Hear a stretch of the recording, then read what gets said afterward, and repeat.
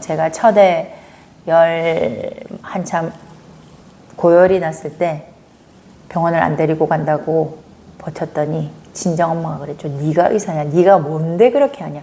아마 저희 고객님들 중에 그런 분들 많으실 거예요. 그런 소리 들어본. 일상적으로 흔하게 사용되는 약물들도 간 손상을 유발할 수 있으며 동물 실험 결과 이런 약물들은 뇌의 발달에 부정적인 영향을 미칠 수 있다. 이 문제에 대하여 한 권위자는 이렇게 주장했다.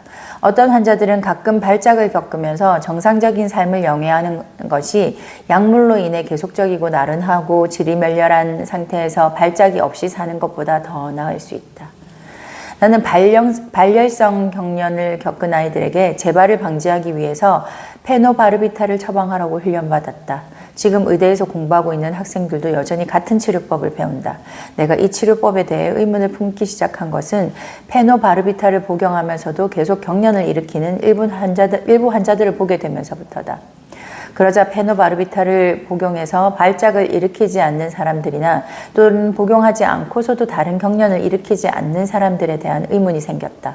더욱이 페노바르비탈이 아이들을 진정시키는 것이 아니라 지나치게 흥분시킨다거나 또는 너무 심하게 진정시켜서 원래 활발하고 외향적이던 아이들이 대조적으로 반시체같이 되어버렸다는 엄마들이 있자 더욱 의심이 깊어졌다.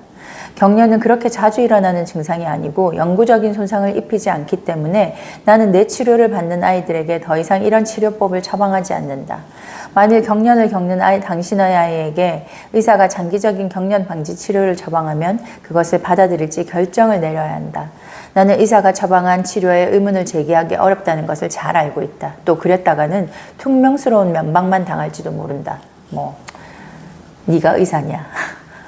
그런. 제가 첫애 한참 고열이 났을 때 병원을 안 데리고 간다고 버텼더니 친정엄마가 그랬죠. 네가 의사냐? 네가 뭔데 그렇게 하냐? 아마 저희 고객님들 중에 그런 분들 많으실 거예요. 그런 소리 들어본. 투약에 대해 질문했을 때 그런 태도를 보이는 의사라면 길게 이야기해봤자 소용이 없다. 일단 처방을 수용하도록 하고 그것을 따를지 결정하기 전에 다른 의사에게 가서 다시 의견을 구하라.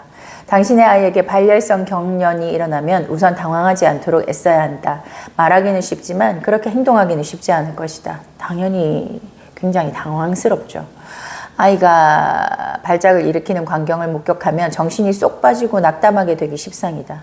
경련은 목숨을 위협하는 것이 아니라는 사실과 육체적인 손상을 입히지 않는다는 것을 상기하고 마음을 가라앉혀라. 그런 다음 아이가 다치지 않도록 몇 가지 간단한 조치를 취해야 한다. 먼저 아이가 자기 침 때문에 질식하는 일이 생기지 않도록 옆으로 뉘어라. 다음 단계로 몸을 마구 엎치락 뒤치락 하는 아이의 머리가 딱딱하거나 날카로운 것에 부딪히지 않도록 보호하라. 발작을 하는 동안 호흡을 방해하는 장애물이 있지는 않은지 확인하고 혀를 깨물지 않도록 접은 가죽 장갑이나 지갑같이 부드러우면서도 견고한 물건을 이 사이에 물려야 한다. 그런 다음 당신이 안심할 수 있도록 병원에 전화를 걸어 무슨 일이 일어났는지 알린다. 대부분의 발작은 몇 분 이내에 끝난다. 만일 그 이상 지속되거든 병원에 전화를 걸어 조언을 구하라. 발작이 지나가면 아이는 아마도 잠에 빠져들 것이다. 하지만 그렇지 않더라도 한두 시간가량은 먹을 것이나 마실 것을 주면 안 된다. 아이의 신체 반응이 너무 둔해져 있기 때문에 음식물을 먹으면 질식할 수 있다. 그래서 들쳐업고 경련하는 아이 들쳐업고 병원에 가는 게 더 위험하다고 하죠.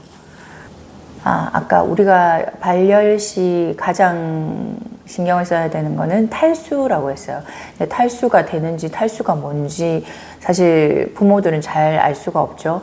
탈수를 알려면 아주 어린 애기들은 기저귀에 소변 기저귀가 나오는지 평소보다는 먹는 게 줄어들어서 조금 적을 수는 있지만 그래도 소변 기저귀가 갈아줘야 될 만큼 이렇게 나오는지 그거 하나 체크하는 것과 그다음에 그 기저귀를 뗀 아이들은 계속 열이 나는 동안 계속 액체를 마시잖아요. 그러면 화장실을 가요. 정말 막 너무 힘이 들어서 아이가 아파해도 화장실 가겠다고 해요. 소변 보러. 그러면 안심하셔도 돼요. 그거는 소변을 본다는 거는 탈수가 아니라는 증거니까 소변의 유무를 잘 보시면 됩니다. 자, 열에 대한 맨델존 박사의 명쾌한 조언. 발열은 아이들에게 흔한 증상이다. 아이의 모습이나 행동에 뚜렷한 변화가 생기거나 호흡곤란이나 의식 상실 같은 위험한 증상이 동반되지 않으면 심각한 질환을 가리키는 징후가 아니다. 열이 얼마나 높이 오르는지는 병의 심각성을 판단하는 척도가 될 수 없다. 감염으로 생긴 발열은 아이에게 영구적인 손상을 입힐 수 있는 수준에 이르지 않는다. 아래에 나열된 경우를 제외하면 열이 난다고 해서 의학적인 치료를 받을 필요는 없다. 발열은 감염에 대항하는 몸의 자연스러운 방어이므로 일부러 체온을 낮추기 위한 치료를 받게 하거나 약을 먹이지 말고 자연의 경과를 밟도록 놔두어야 한다. 아기가 2개월 이하이고 체온이 37.8도를 넘어가면 병원에 가라. 태아기나 분만 과정에서 생긴 감염 때문에 생긴 열일 수도 있다. 신생아들에게 발열은 흔하지 않기 때문에 혹시 아무것도 아닌 것으로 판명되더라도 당연한 조심성과 마음의 평화라는 이유만으로도 병원에 갈 만한 가치가 있다.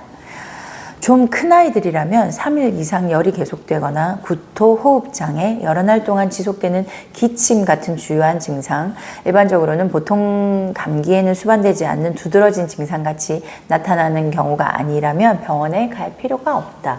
아이가 계속적으로 무기력하고 예민하고 산만해 보이거나 심하게 아파 보이고 그렇게 행동하면 병원에 가야 한다. 체온이 몇 도가 되었든 아이가 호흡 곤란을 겪고 반복적으로 토하고 또는 경련을 일으키거나 다른 이상한 증상을 보이며 열이 나거나 아이의 모습이나 행동에 심상치 않은 점이 있으면 병원에 가라.